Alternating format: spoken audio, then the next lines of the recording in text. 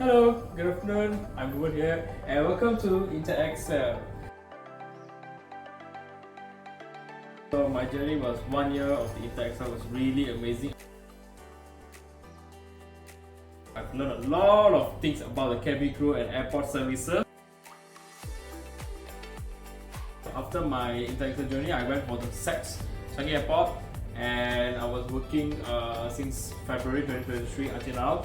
And I'm working as the customer service agent under passenger special services for the Singapore Airlines, and I work for the rostering department, and also I'm working in the launch as well, and it was a really amazing job.